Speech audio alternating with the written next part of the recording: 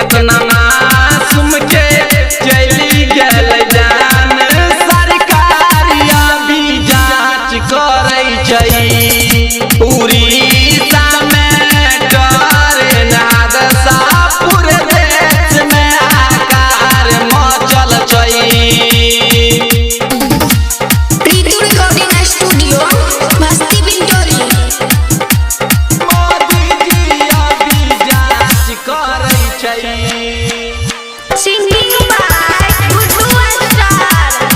रोजी रोटी कमैया गइले रहे बारा चली गेल जान गरीब के रहे नहीं सहारा।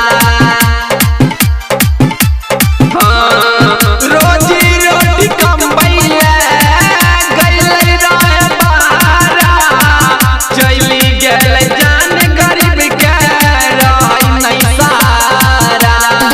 कितना